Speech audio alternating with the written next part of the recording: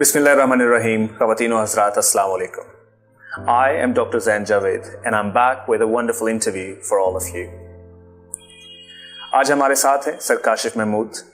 अल्लाह ताला के अलावा वो किसी के मोहताज नहीं। एजुकेशन के शोबे में ज़िला सियालकोट और इसके गिरदनवा में उनका कोई सानी नहीं। हज़ारों बल्कि लाखों तालिब इल्म उनसे तालीम हासिल कर चुके हैं। He's not just an educationist, but he's a revolutionary. He has revolutionized the education system. शहर इकबाल में आज हर बच्चा बेहतरीन अंग्रेज़ी बोलता है और उसमें बहुत बड़ा हाथ, मैं अगर कहना चाहूँ कि उस चीज़ के पायनियर हैं सर काशिफ महमूद। और एजुकेशन के बाद, इंग्लिश लैंग्वेज के बाद उन्होंने एजुकेशन के शोबे में भी अपना लोहा मनवाया और एक ऐसी चेंज लेके आए हैं जिसकी वजह से तालीम ना सिर्फ तालीम रह गई है बल्कि तरबियत भी उसमें शामिल है, बल्कि तालीम में तरबियत भी शामिल हो गई है। मेरे और आप सबके हर दिल अजीज सर काशिफ महमूद, अस्सलाम वालेकुम सर। वालेकुम अस्सलाम रहमतुल्लाह। Sir, welcome to your own show. Thank you very much. People know a lot about you. लोग आपको स्क्रीन पे देखते हैं, आपकी बातों से लुत्फ़अंदोज़ होते हैं, उससे सीखते हैं। लेकिन सबसे पहले हम जानना चाहते हैं कि a young काशिफ महमूद कहाँ पे पैदा हुए, किस स्कूल गए, आपका बचपन कैसा था? अल्हम्दुलिल्लाह वस्सलातु वस्सलाम। 1976 में मेरी पैदाइश है अल्हम्दुलिल्लाह, और सियालकोट में ही हमारी पैदाइश हुई अल्हम्दुलिल्लाह। कश्मीरी महल्ला बहुत एक रिनाउंड इलाका है शहर सियालकोट का, और इसको एक और भी ताकत मुयस्सर है, वो ये है कि उस कश्मीरी मोहल्ले में हमारे डॉक्टर अल्लामा इकबाल भी पैदा हुए। उनका घर तकरीबन हमारे घर से तकरीबन 100 मीटर है। और लोकल स्कूल, मुझे उसका नाम एग्जैक्टली याद नहीं है, अजीज़ मेमोरियल स्कूल के नाम से एक लोकल स्कूल था, वहाँ से हमने प्राइमरी एजुकेशन हासिल की है। फिर उसके बाद गवर्नमेंट कॉम्प्रिहेंसिव हाई स्कूल, वहाँ से मैंने अपना मैट्रिक किया। और फिर उसके बाद मरे कॉलेज में मुझे भी अल्लाह ताला ने, और ये वही मरे कॉलेज है जहाँ से अल्लामा मोहम्मद इकबाल जी तालीम हासिल? बिल्कुल वही हैं, लेकिन उन्हें बहुत अच्छे उस्ताद मिले, लेकिन शायद मैं ये कह सकूं कि बदकिस्मती से हमें इतने अच्छे उस्ताद नहीं मिल सके। मैं तकरीबन वहाँ पे 4 से 6 साल पढ़ा हूँ, और मरे कॉलेज की दीवारों को तकते रहते थे कि ये वही जगह है जहाँ जिसने अल्लामा पैदा किया। माशाअल्लाह। ओके, तो जब आप इन योर चाइल्डहुड, बचपन में आप ऐसे ही संजीदा थे या शरारतें भी कर लेते थे? नहीं, संजीदा अभी भी मैं नहीं हूँ।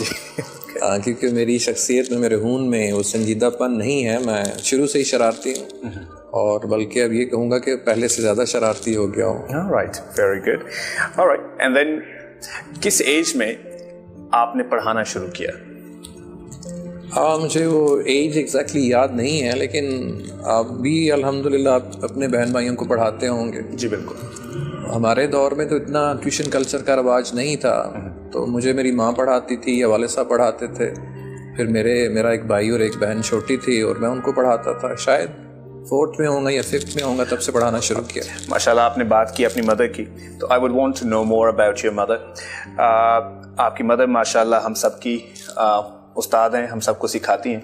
तो जब आप छोटे थे तो क्या वो आपको पढ़ाया करती थी, आपको सिखाया करती थी? असल में मेरे वाले साहब की जो ज़िंदगी अल्लाह ताला ने थोड़ी दी थी, वो 37 ईयर्स के थे जब he gave up his ghost.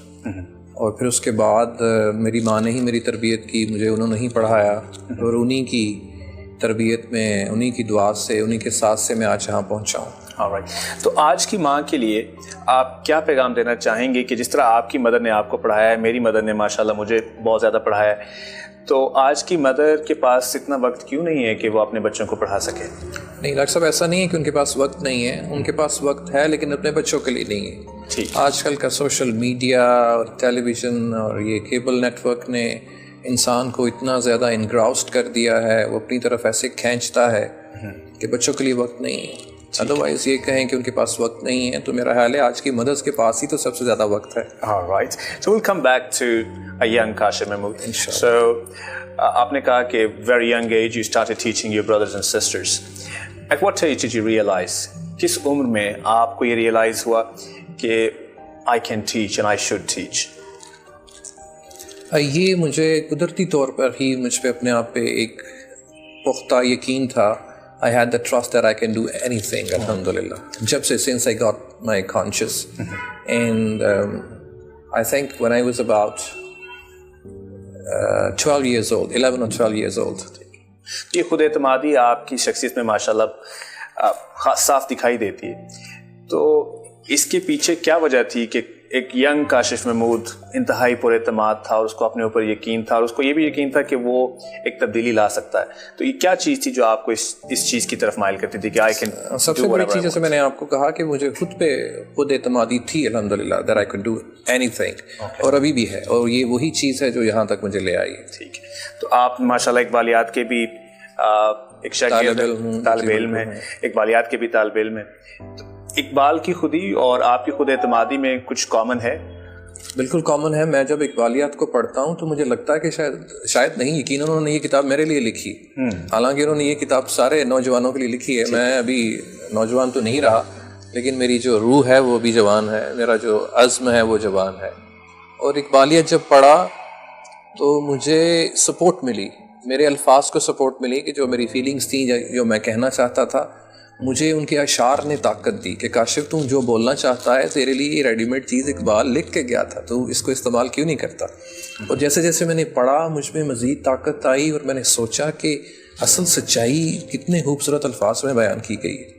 اور ہم نے اقبالیات کو کتابوں میں بند کر کے تو لائبریریز پہ رکھ چھوڑا. اب ایک اور چیز جو اقبالیات کے بارے میں اکثر جب سوچتا ہوں اقبالیات پہ، تو مجھے یہ چیز سمجھ آتی ہے کہ اقبالیات مجموعہ تفصیل ہے اور قرآن پاک. بے شک، اس میں کوئی شک نہیں. اور علامہ محمد اقبال نے انتہائی خوبصورت طریقے سے اس چیز کو پیش کیا ہے. تو کیا اس چیز میں کشمیری محلے کا کوئی رول ہے کہ اقبال کے محلے سے اٹھنے والا ایک اور شاہین، ایک اور اسی شہر کا سپوت کاشف محمود، اس میں وہ تڑپ دکھائی دیتی ہے تھوڑی بہت، بلکہ کافی ساری، جو اقبال میں تھی؟ یہ میں نہیں کہہ سکتا کہ اس محلے کا کوئی کسی دانہ پانی یا کسی چکی کے آٹے کی وجہ سے ایسا ہے. یہ میں صرف اس چیز پہ جب میں نے قرآن پاک کی ایک آیت پڑھی، نبی پاک صلی اللہ علیہ وسلم کی حدیث پڑھی کہ اللہ جس بندے کی خیر چاہتا ہے اسے حکمت عطا کرتا ہے، چاہے وہ کسی بھی ملک میں ہو. اور اگر ہم اس دھرتی کی بات کریں، اس دنیا کی بات کریں، زمین کی بات کریں، تو یہ زمین اللہ کی ہی بنائی ہوئی. ہم یہ نہیں کہہ سکتے کہ پشاور میں عالم پیدا نہیں ہو سکتے، لاہور میں عالم پیدا نہیں ہو سکتے، ایسا نہیں. I totally agree with you on that. Okay, now let's move ahead. And you started ELC, English Language Club. ایک ایسے شہر میں جہاں پہ لوگ اردو بھی اتنی اچھی نہیں بولتے تھے، وہاں پہ ELC, انگلش لینگویج کلب جیسے ادارے کا قیام کرنا، اس کے پیچھے کیا سوچ تھی آپ کی؟ اس کے پیچھے سوچ یہی تھی، جیسے میں نے کہا کہ ہمارے دور میں ٹیوشن کلچر کا اتنا رواج نہیں ہوا کرتا تھا، لیکن جب میں نے پڑھا، اللہ کی طرف سے مجھے توفیق یہ تھی کہ میں ہر چیز میں خوبصورتی دیکھنا چاہتا تھا اور سچائی دیکھنا چاہتا تھا اور اس کا پازیٹیو رزلٹ دیکھنا چاہتا تھا. فار ایگزامپل میں کہتا ہوں میں ایسا پانی پیوں گا جو میری پیاس بجھائے گا، میں ایسا کھانا کھاؤں گا جو میری بھوک مٹائے گا. اسی طرح جب میں تعلیم حاصل کرتا تھا تو پڑھتا جاتا تھا مجھے محسوس ہوتا تھا کہ اس پڑھنے سے نہ میری علم کی پیاس بجھ رہی ہے نہ بھوک بجھ رہی. اور اس چیز نے پھر مجھے دھکیلا اس چیز میں، اللہ کی طرف سے توفیق ہوئی کہ کیوں نہ اس سسٹم کو چینج کیا جائے. اور یہی وہ وجہ تھی جو آہستہ آہستہ میری زندگی کا حصہ بنی، میرے کریئر کا حصہ بنی. میں نے مارکیٹ میں دیکھا کہ کیا چیز ایسی ہے جو کہ ہمارے نئے بچوں کو، پرانے بچوں کو فائدہ دے سکتی. اور انگریزی، جہاں آپ نے انگلش لینگویج کلب کی بات کی، یہ تو برصغیر پاک و ہند میں شروع سے ہی ایک ایسا ہوا ہے، لوگ اس کو سمجھتے ہیں کہ پتہ نہیں یہ کیا چیز ہے، اور جو کہ ابھی تک بھی لوگوں کو نہیں آ پا رہی. ایک اچھی انگریزی بولنے سے ایک ہمارے بچے کو کیا فائدہ ہو سکتا ہے؟ دیکھیے، زبان ہے، اور زبان کوئی بھی ہو، انگریزی ہو، اردو ہو، پنجابی ہو. اب چونکہ آپ سمجھتے ہیں کہ جتنی بھی ماڈرن ٹیکنالوجی ہے، نیو ریسرچ ہے، انٹرنیشنل لینگویج ہے، وہ انگریزی زبان میں ہے. انگریزی زبان آئے گی تو آپ کو یہ پتہ چلے گا کہ نیو ریسرچ کون سی آئی ہے مارکیٹ میں، میڈیکل فیلڈ میں، سائنس کی فیلڈ میں.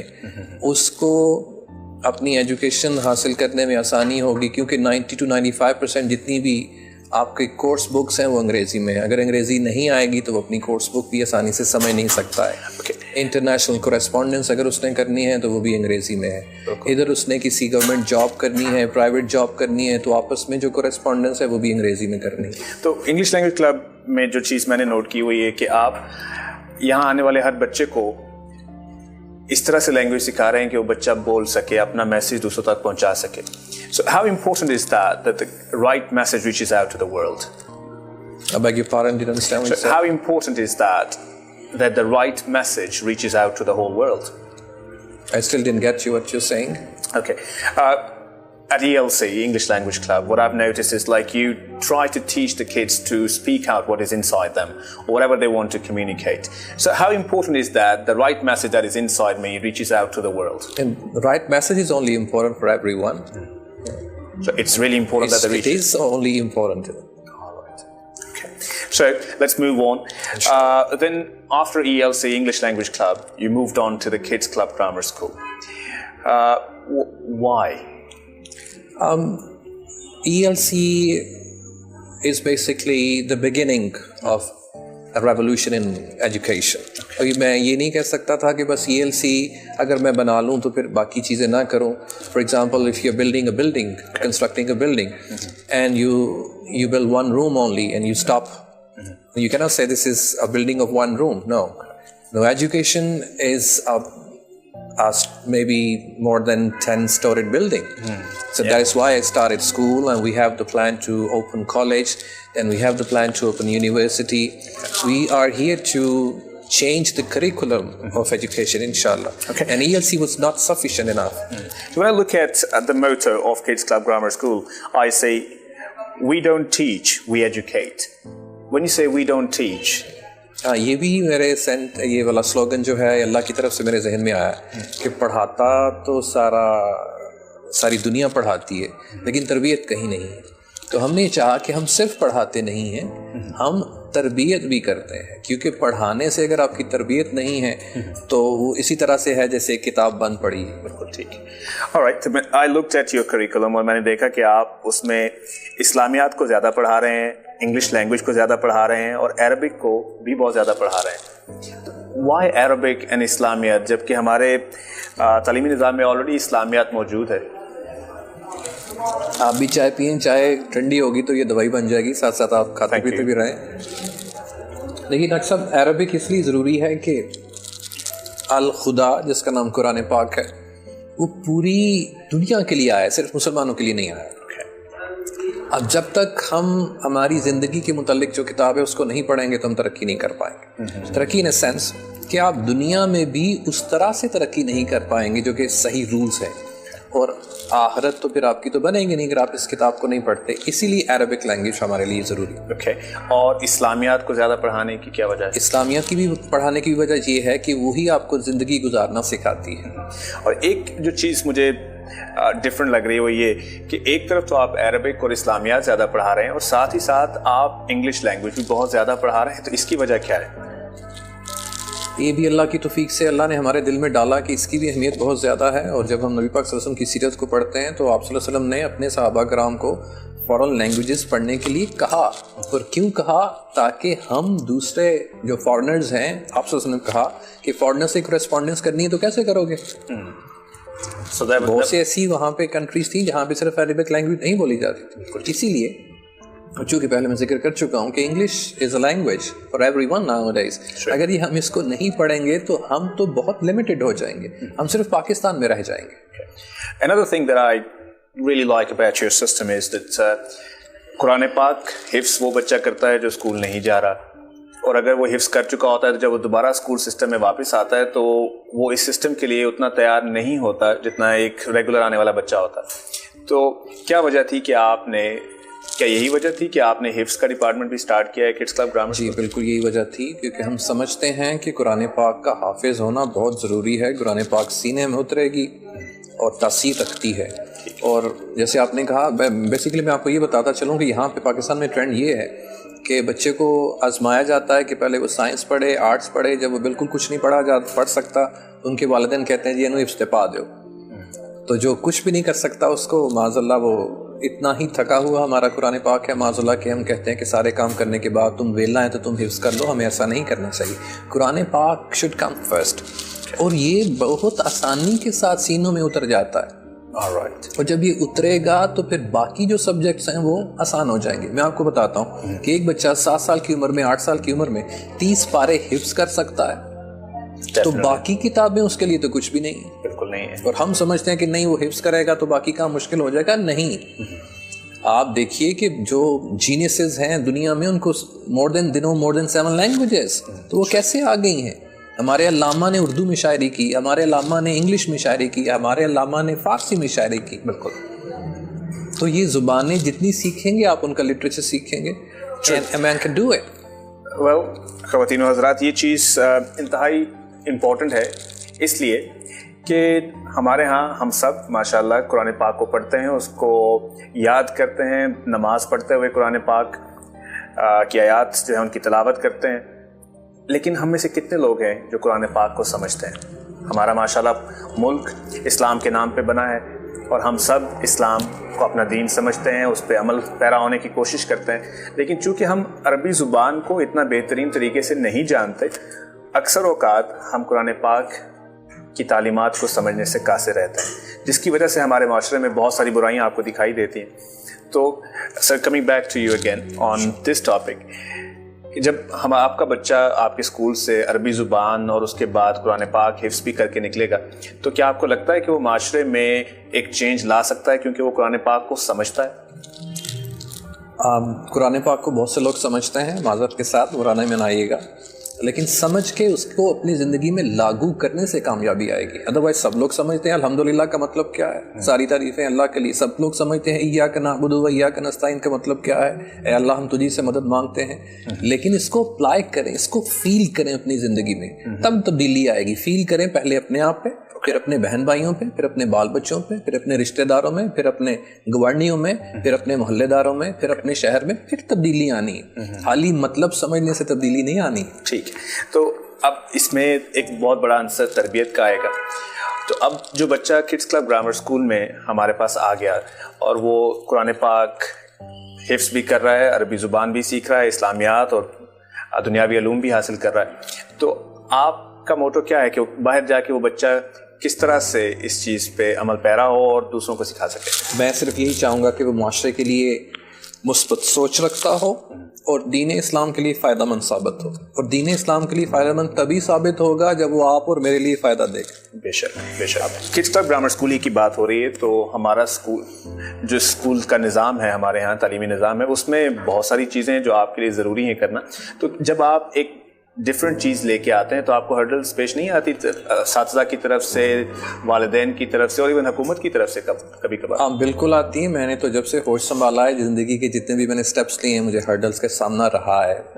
اور پھر جب میں نے دین اسلام کا مطالعہ گہرائی سے کیا تو پھر مجھے پتہ چلا کہ ہر اچھے کام کرنے میں آپ کو ہرڈلز تو آنی ہی ہیں. تو پھر مجھے تسلی ہوئی کہ کوئی ایسی بات نہیں ہے, آپ نے جو بھی اچھا کام کرنا ہے بہت سے مخالف آپ کے اٹھیں گے, لیکن میں نے کبھی ہمت نہیں آ رہی.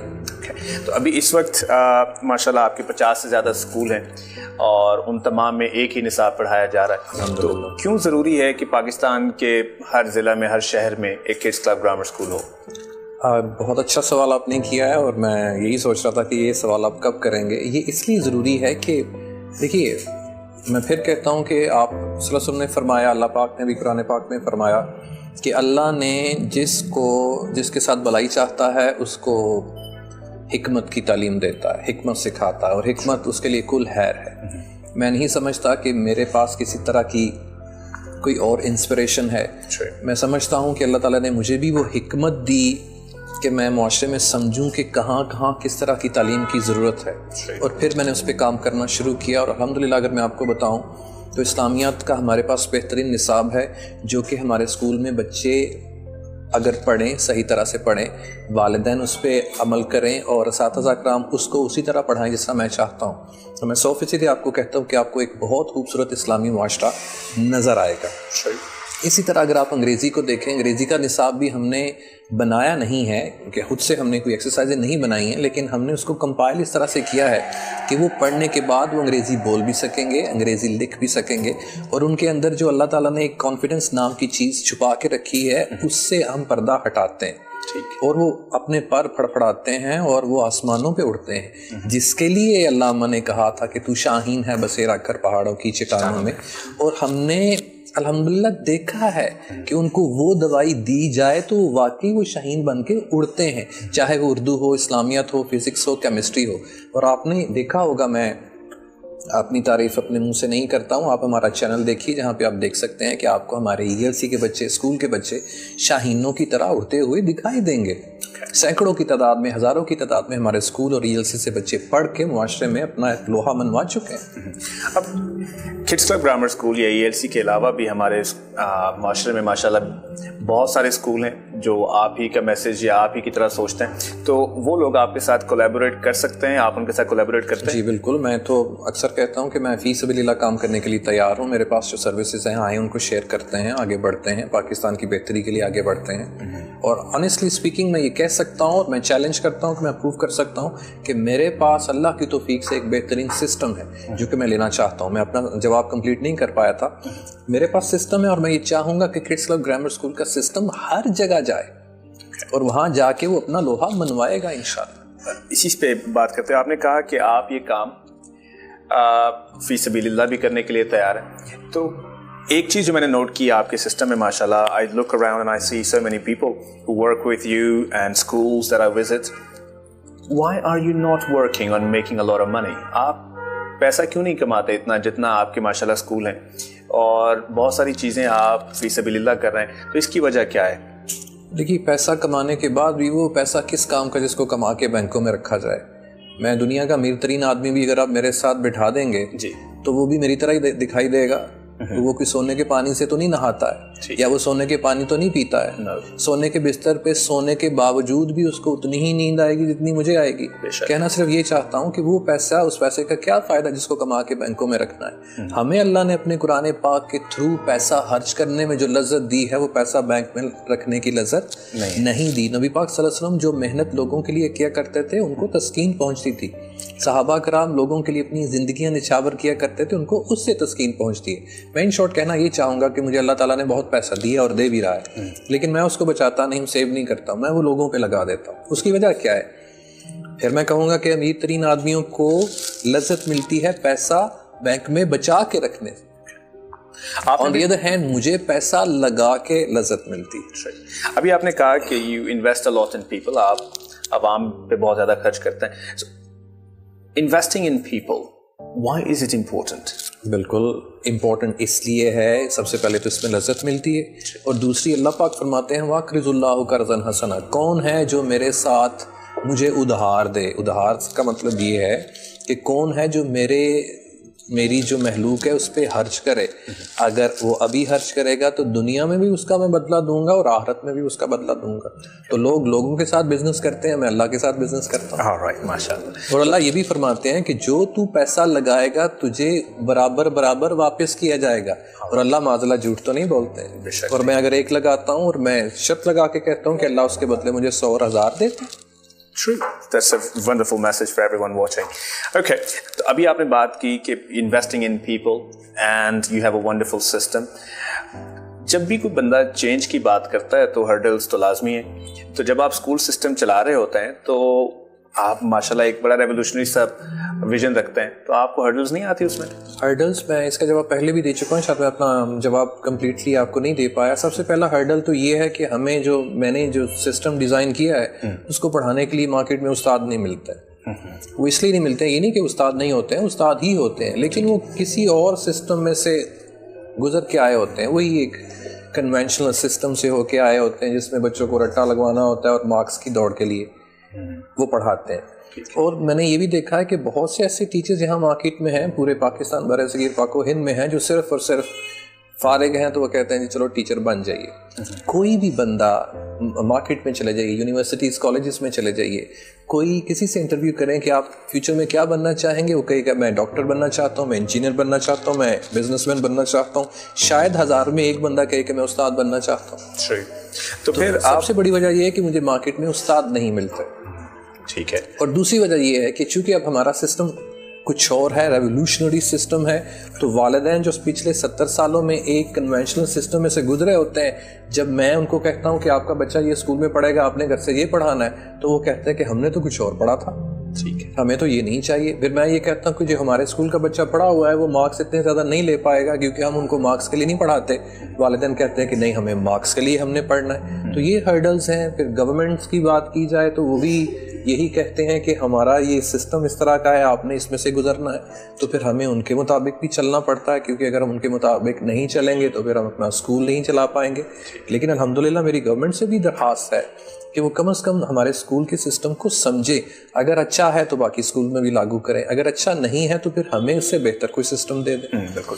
ابھی پریزنٹ گورنمنٹ ماشاءاللہ اس چیز پہ کام کر رہی ہے. I've noticed that the changes are coming and okay, are you hopeful that the governments now and the governments in the future inshallah always hopeful.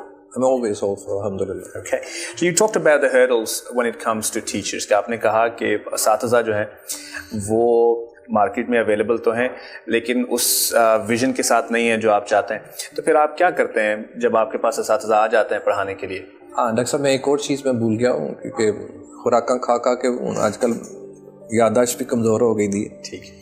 وہ ہرڈل ایک یہ بھی ہے کہ دیکھیے اگر آپ ڈاکٹر بنتے ہیں تو MBBS کے بعد آپ نے ہاؤس جاب کرنی ہے, کوئی نہ کوئی انٹرنشپ کرنی ہے. اکاؤنٹنٹ بننا ہے تو انٹرنشپ آپ نے کرنی ہے. ویئر جب آپ سمجھتے ہیں کہ میں نے ایم انگلش کر لیا, اسلامیت کر لیا, تو رائٹ اوے آپ کہتے ہیں کہ مجھے اسکول یا کالج میں نوکری مل جائے. تو میں یہ کہتا ہوں کہ سیالکوٹ بلکہ پورے پاکستان میں کوئی بھی ایسی اکیڈمی نہیں ہے جو کہ آپ کو ٹیچنگ کی انٹرنشپ دیتی ہے 6 مہینے سال کی. کوئی بھی اکیڈمی نہیں ہے جو آپ کو ٹیچر بناتی ہے. مجھے بتائیں کوئی سیالکوٹ میں یا پاکستان میں کوئی ایک اکیڈمی ہو جو آپ کو ٹیچر بناتی ہے. اور میں شرط لگا کے کہتا ہوں FA کرنے کے بعد پڑھانا نہیں آتا. میں شرط لگا کے کہتا ہوں BA کرنے کے بعد پڑھانا نہیں آتا. MA کرنے کے بعد پڑھانا نہیں آتا. کیوں نہیں آتا؟ کیونکہ MA میں کوئی ایسا سبجیکٹ ہے ہی نہیں ہے جو کہے how to teach. FA BA میں بھی کوئی ایسا سبجیکٹ ہے ہی نہیں ہے جو آپ کو کہتا ہے ہاؤ ٹو ٹیچ. ٹیچنگ کرنے کے لیے آپ کو 6 مہینے سال ٹریننگ لینی چاہیے. How to teach, class management کیا ہوتی ہے, اسٹوڈنٹ کی سائیکالوجی کیا ہوتی ہے, پیرنٹ ٹیچر میٹنگ کیسے کرنا ہے, کریکولم کو ڈیزائن کیسے کرنا ہے, وغیرہ وغیرہ. ابھی ایجوکیشن ایک سبجیکٹ ہے لیکن آپ کی بات بالکل ٹھیک ہے کہ اس میں بھی ٹیچنگ نہیں سکھائی جاتی. ایجوکیشن سبجیکٹ ہے کہ ایجوکیشن ہے کیا چیز, تو ٹیچنگ تو ایک علیحدہ چیز ہے. آپ نے پوچھا تھا پھر آپ کرتے کیا ہیں. ہم ان کو ٹریننگ سیشن میں سے گزارتے ہیں, 2 مہینے 4 مہینے ٹریننگ دیتے ہیں, ان کو اسسٹنٹ ٹیچر بناتے ہیں, پھر 6 مہینے سال تک جب وہ اچھا سیکھ لیتے ہیں پھر ان کو ہم اچھا ٹیچر بناتے ہیں, کلاس دیتے ہیں. اب آپ کی نظر میں ایک اچھا استاد کیا ہے؟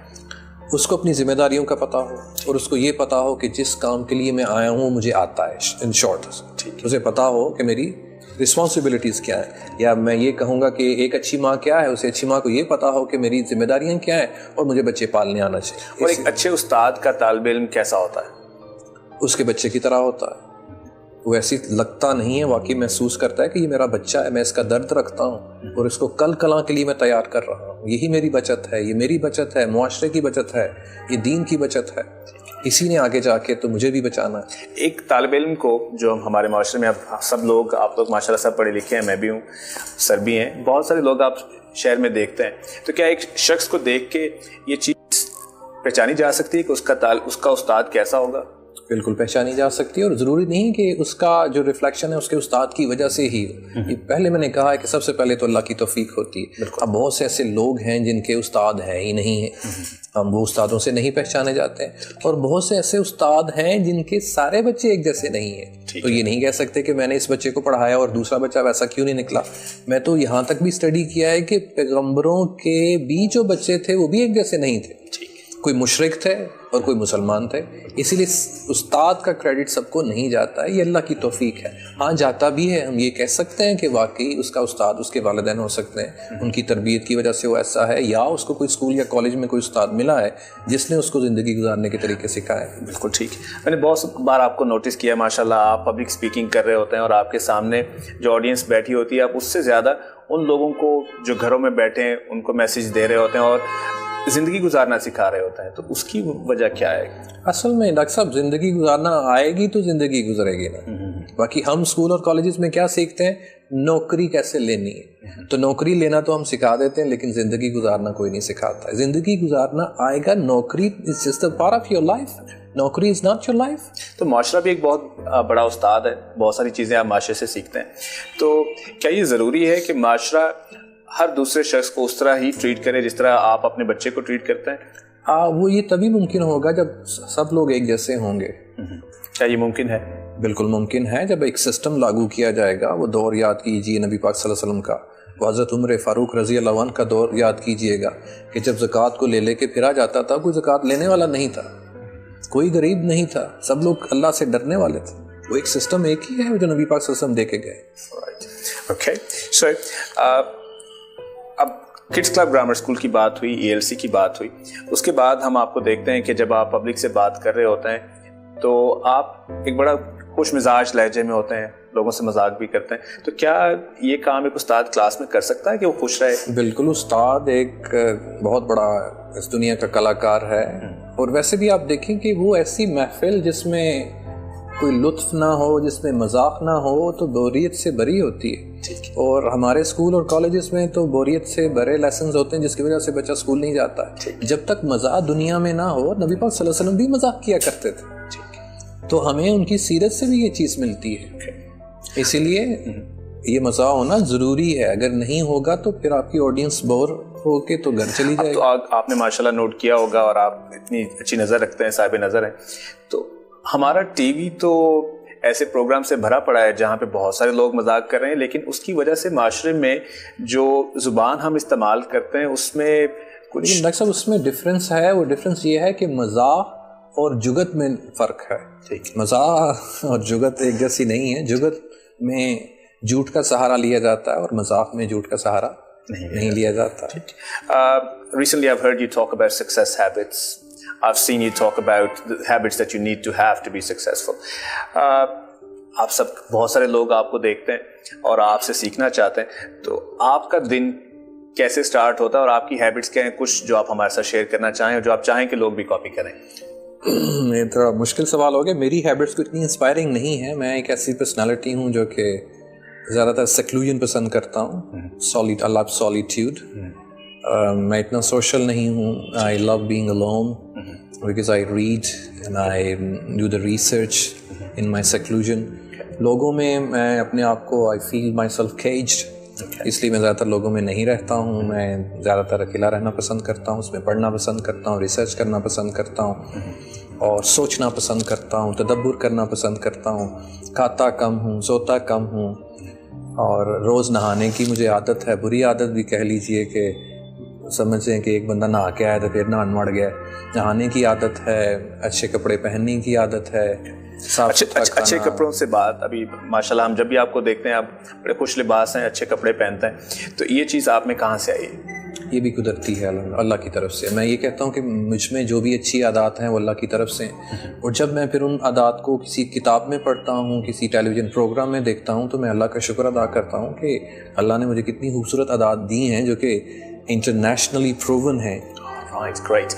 And coming back to اور اس کے ساتھ میں ایک حدیث بھی جوڑتا جاؤں. جب میں نے حدیث پڑھی تو مجھے اور بھی خوشی ہوئی کہ واقعی میں کام ٹھیک کر رہا ہوں. اور یہ حدیث یہ ہے کہ آپ صلی اللہ علیہ وسلم فرماتے ہیں اللہ جمیل یحب الجمال, کہ اللہ خوبصورت ہیں اور خوبصورتی کو پسند کرتے ہیں. بے شک بے شک. alright, تو ایک اور چیز جو میں آپ سے جاننا چاہتا ہوں, میں جب بھی دیکھتا ہوں آپ کے بچے ماشاءاللہ, آپ کے بہن بھائی, بھتیجے بھتیجیاں, بھانجے بھانجیاں, وہ جب بھی آپ کو ملتے ہیں تو بڑے پیار سے ملتے ہیں اور وہ بچے آپ کے ساتھ زیادہ خوش رہتے ہیں اپنے ماں باپ کی نسبت. تو کیا وجہ ہے, وائی؟ اس کی وجہ یہ ہے مجھ سے کوئی بھی ملے تو میرا دل کرتا ہے کہ میں اپنا آپ نچھاور کرتا ہوں. I sacrifice for people. اور I'm a loving personality. Though I'm not loved, but I'm a loving personality, الحمدللہ. اس لیے میری کوشش ہوتی ہے کہ میں اپنا میکسیمم دوں. کوئی بھی ہو, وہ میرا بچہ ہو یا کسی کا بچہ بھی ہو, جو میں اس کو میکسیمم دے سکوں. اور پھر میں کہوں کہ جب میں نے یہ سیرت میں پڑھا کہ نبی پاک صلی اللہ علیہ وسلم بچوں سے بہت پیار کرتے تھے, تو مجھے اور طاقت ملی, اور ہمیں کرنا چاہیے. Okay. All right. Now, you in Royal News. Now you're on Royal News every day from like 10 to 1 in the morning. Royal news کے ساتھ جو آپ کا سفر ہے, آپ کیا میسج ہے جو عوام تک لے کے جانا چاہتے ہیں رائل نیوز کے تھرو؟ میرا میسج ایک تو میں آپ کو بتاتا چلوں، اللہ کا شکر ہے پچھلے 10-15 سالوں سے سیالکوٹ میں CD چینل ELC کے نام سے مشہور ہے. مجھے جہاں جہاں پلیٹ فارم ملا اللہ کی توفیق سے میں نے اس کو کوشش کی کہ اپنا پیغام اس کے تھرو میں اس پلیٹ فارم کے تھرو پہنچا سکوں. پھر میری کوشش رہی کہ میں انٹرنیشنل یا نیشنل چینل پہ جاؤں، صرف اس وجہ سے یہ نہیں کہ مجھے پاپولیرٹی ملے. پاپولیرٹی مل کے میں نے کیا کرنا ہے؟ میں پھر کہتا ہوں میرے پاس ایک خوبصورت چیز ہے، وہ میسج ہے، وہ کریکولم ہے جو میں چاہتا ہوں کہ وہ لوگوں تک پہنچے. اور مجھے اللہ نے یہ اپرچونٹی دی ہے کہ میں رائل نیوز میں 3 گھنٹے ہمیں ملیں، جو کہ ہم پیسے دے رہے ہیں، یہ فری میں نہیں ہے، پیسے دے رہے ہیں. لیکن پیسے دینے کے بعد بھی میں یہ چاہتا ہوں کہ اچھا پیغام، اچھی تربیت ہر گھر میں پہنچے. اور میں ایجوکیشن کو فری کرنا چاہتا ہوں. اس میں یہ پہلا قدم کہہ لیجیے نیشنل ٹیلی ویژن پہ. اور میں اللہ سے دعا کرتا ہوں کہ کوئی انٹرنیشنل چینل ہمارے لیسنز لے لے. ہم ان سے پیسے نہیں لیں گے لیکن اپنے لیسنز ان کو فری میں دیں گے تاکہ ہر ایک کا بھلا ہو سکے. So, through ELC, through Kids Club Grammar School, how do you want to improve Pakistan? دیکھیے، ہر ملک کی جو ترقی ہے وہ ایجوکیشن پہ منحصر ہے. آپ بھی اس چیز کو مانتے ہیں. جب آپ کی تعلیم اچھی ہے، آپ کا معاشرہ اچھا ہے، آپ کا خاندان اچھا ہے، آپ کا ملک اچھا ہے، دنیا اچھی ہے. تعلیم ہی اچھی نہیں ہے. نبی پاک صلی اللہ علیہ وسلم آئے ہی تعلیم دینے کے لیے. آپ کو ان کی سیرت میں یہ تو نہیں ملتا ہے کہ انہوں نے کہا تھا کہ سڑکیں بناؤ یا انہوں نے کہا تھا ہاسپٹل بناؤ. انہوں نے کہیں بھی نہیں کہا. وہ آئے تھے تزکیہ کرنے کے لیے، تزکیہ نفس کرنے کے لیے، حکمت کی باتیں بتانے کے لیے.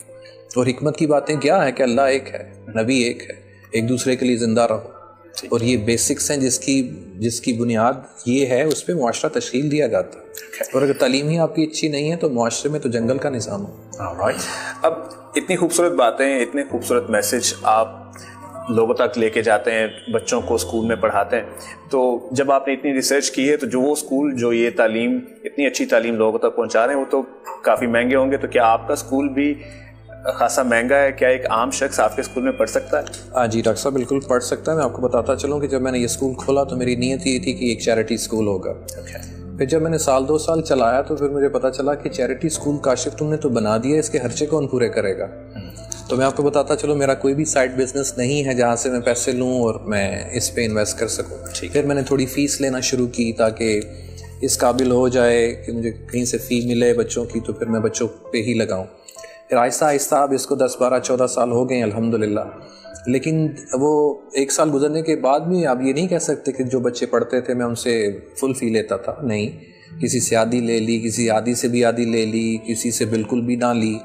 لیکن اب الحمدللہ تقریباً 4-5 سال سے میں نے وہی جو میرا ایک مشن تھا کہ میں ایک چیریٹی اسکول بناؤں گا، وہ آس کے نام سے ہم ایک چیریٹی اسکول بنا بھی چکے ہیں. اور اس میں بچے جو آرفنز ہیں وہ پڑھتے ہیں، غریب بچے پڑھتے ہیں، جو ڈیزرونگ بچے ہیں وہ پڑھتے ہیں، جو بالکل فی نہیں دیتے. ان کو یہ اسکول بکس بھی دیتا ہے، یونیفارم بھی دیتا ہے، فی بالکل ان سے ہم نہیں لیتے. اور وہ آس اسکول کے بچے اسی کڈس کلب گرامر اسکول کے بچوں کے ساتھ ہی پڑھتے ہیں. آس کام کر رہا ہے لیکن اس کی اپنی بلڈنگ کوئی نہیں ہے، یہ اسی اسکول میں پڑھتا ہے. اور میں آپ کو یہ بھی بتاتا چلوں کہ جو چیریٹی اسکول کے بچے ہیں جو دوسرے اسکول میں پڑھتے ہیں جس میں فی لیتے ہیں ہم، کسی بچے کو یہ نہیں پتا کہ یہ بچہ چیریٹی کے ساتھ ہمارے اسکول میں آیا الحمدللہ. اور اب اس کو ہم مختلف شہروں میں بھی لے کے جا رہے ہیں. یہ اسکول بالکل مہنگا نہیں ہے، یہ ان بچوں کے لیے بالکل فری ہے جن کے پاس پیسے نہیں ہیں. جن کے پاس تھوڑے پیسے ہیں وہ آدھی فیس دے دیں، لیکن جو پوری فی دے سکتے ہیں میں ان سے درخواست کرتا ہوں کہ وہ پوری فی دیں، کیونکہ میں چاہتا ہوں کہ یہ تعلیم ہر بچے کو پہنچے. اور میں بار بار یہ کہہ چکا ہوں کہ مسجد بھی چلانے کے لیے آپ نے دیکھا ہوگا کہ وہاں پہ بھی ایک گلہ پڑا ہوتا ہے کہ آپ جاتی دفعہ مسجد کا چندہ ڈال دیں. اللہ کا گھر چلانے کے لیے بھی ہمیں پیسوں کی ضرورت ہوتی ہے، اور میں اپنی سروسز فری آف کاسٹ میں دیتا ہوں. کوئی مخیر مرد عورت حضرات اگر معاشرے میں اس طرح کے ہوں کہ وہ پیسے لگا کے بلڈنگ بنا لیں، میں اپنی سروسز انشاءاللہ ان کو فری میں دیتا ہوں. یہ لگے کہ بھی ہم بہت پیسے لیتے ہیں، نہیں. آپ پوری دنیا میں جہاں بھی اسکول چلائیں، میرا کریکولم آپ فری لے لیجیے، میری سروسز آپ فری لے لیجیے، میں اس کا چارج نہیں کرتا. ہم جو بھی چارج کریں گے وہ کاپیوں کتابوں کے یا جو اور آگ ہم استعمال کرتے ہیں پرنٹنگ کے، اس میں ہم لیتے ہیں پیسے. باقی سب کچھ فری ہے. اور انشاءاللہ یہ بھی ایک چیریٹی اسکول ہوگا. ہمارا ایک اور پروجیکٹ ہے وہ بلیک کاسل کے نام سے ہے، وہ ایلیٹ اسکول ہے. وہ تھوڑا مہنگا اسکول اس لیے ہے کہ ہم یہ کیونکہ مہنگا ہے تو آپ نے انفراسٹرکچر بھی مہنگا رکھنا ہوتا ہے. تو وہ اسکول میں نے ایلیٹ کے لیے بنایا ہے کہ بہت سے لوگ یہ سمجھتے ہیں کہ نہیں ہم اس طرح کے فرنیچر پہ اپنے بچوں کو نہیں بھیجنا چاہتے، تو ان کے لیے پھر ایک ہائی فائی سسٹم بنایا ہے. ان شارٹ ہمارے پاس 3 طرح کے اسکول ہیں بالکل فری. درمیانی فی دینے والے اور مہنگی فیس دینے والے. alright. ہمارے ہاں معاشرے میں غریب لوگ بھی ہیں, مڈل کلاس سب سے زیادہ ہے, اور اس کے بعد ہمارے پاس ایک ایلیٹ کلاس ہے. تو جو ایلیٹ کلاس ہے اس تک اس میسیج کا پہنچنا کتنا ضروری ہے؟ ہر بندے تک یہ میسیج پہنچنا بہت ضروری ہے, ایلیٹ ہو یا میڈیوکر ہوں یا بالکل غریب ہوں, سب کے لیے میسیج, تعلیم سب کے لیے. ایک چیز جو ہم نے نوٹ کی ہے, جو میں نے نوٹ کی ہے خاص طور پہ ہمارے سسٹم میں, کہ ایک انتہائی صاحب حیثیت شخص ایک مڈل کلاس اسکول میں نہیں جانا چاہتا, وہ اپنے بچے کو وہاں نہیں بھیجنا چاہتا. تو کیا آپ نے کوئی ایسا اقدام اٹھایا ہے؟ اسی وجہ سے میں آپ نے ڈاکٹر صاحب پہلے ذکر کیا کہ میں نے ان کے لیے ایک ہائی فائی اسکول بنایا ہے جو کہ بلیک کاسل کے نام سے ہے. وہاں پہ بچہ آئے گا, او لیول اے لیولس تک جائے گا انشاءاللہ. ان کے لیے ہے جو کہ غریبوں کے ساتھ اپنے بچے نہیں پڑھانا چاہتے, تو پھر ان کو ایک علیحدہ سسٹم, مہنگا سسٹم دیا. ٹھیک ہے. All right. Black castle, kids club grammar school یا آس اریبہ آفٹرنون اسکول, ان تمام اسکولوں میں پڑھنے والے بچوں میں کچھ چیز مشترک ہے؟ جی, انگریزی زبان مشترک ہے اور اسلامیات مشترک ہے. بی بے بچے بن کے نکلیں گے انشاءاللہ, ماڈرن بچے بن کے نکلیں گے, اور اسلام کی حدود میں کر رہے ہیں, اسٹیم پہ بھی کام کر رہے ہیں اور فروٹ لیول پہ بھی. اور بہت سے ایسے والدین, بہت سے ایسے بچے بچیاں جو ہم نہ اسکول آ سکتے ہیں نہ کالج آ سکتے ہیں, ان کے لیے ہم نے ورچوئل ایجوکیشن کا بندوبست کیا. جیسے میں ذکر کر چکا ہوں کہ ای ایل سی کے نام سے سیالکوٹ میں کیبل چینل کے نام سے ایک بہت خوبصورت چینل چل رہا ہے, جس میں گھر بیٹھ کے بچے جو نہیں آ سکتے سبربن ایریا سے وہ پڑھتے ہیں, سیکھتے ہیں. اور جو مائیاں بابے دادیاں دادے وہ بھی اسکول کالج نہیں جا سکتے, وہ بھی ہمارے لیسن سے استفادہ حاصل کرتے ہیں الحمدللہ. I've noticed one thing, that you are very adamant on bringing the latest technology into education.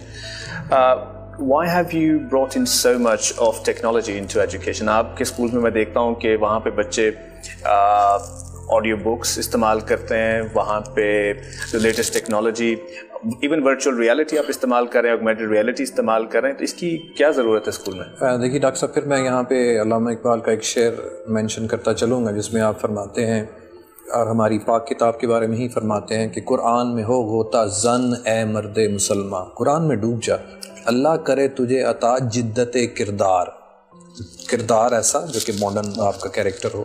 تو جب آپ قرآن میں آتے ہیں تو قرآن آپ کو خوب سے خوب تر کی تلاش کی طرف لے کر جاتا ہے, وہ آپ کو دقیانوسی نہیں بناتا. اس چیز کو مد نظر رکھتے ہوئے ایک اور شعر میں آپ کو سناتا جاؤں, جس میں شاعر کہتا ہے, میں اس کا ترجمہ کر کے بتاتا ہوں, مجھے وہ شعر ایگزیکٹلی یاد نہیں ہے, جس میں شاعر کہتا ہے کہ وہ پرندے جو ہوا کی رخ کی طرف اڑنا یا نہیں اڑتے, وہ پرندے جو ہوا کی رخ کی طرف نہیں اڑتے, سنا ہے ان پرندوں کے پر نہیں رہتے.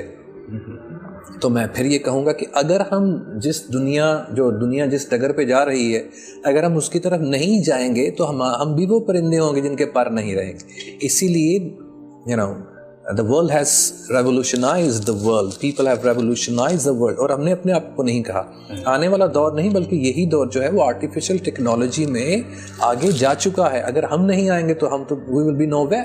اسی لیے ہم نے اپنے اسکول کو لیٹسٹ ٹیکنالوجی سے اکوپ کرنا ہے, and we do that alhamdulillah. Okay. So you talked about the artificial intelligence, so mashallah, and you talked about the latest technology.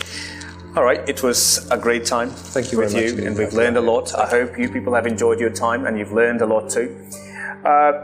System that he has brought, وہ system جو سر کاشف محمود پاکستان میں لانا چاہتے ہیں, ہر شہر میں, ہر گلی میں, ہر گاؤں میں, اگر یہ سسٹم ہم سب اپنا لیں تو جیسے انہوں نے بڑی خوبصورت طریقے سے کہا کہ it's all about being a good human being, it's all about knowing the religion that we follow. اگر ہم دین اسلام کو سمجھ جائیں اور یہی چیز ہمارے اسکولوں میں پڑھائی بھی جائے, سمجھائی بھی جائے, تو ایک ایسا معاشرہ تشکیل دیا جا سکتا ہے جس میں ہر شخص دوسرے کی بھلائی چاہے. On this note, thank you very much sir. It was really great. Thank you very much.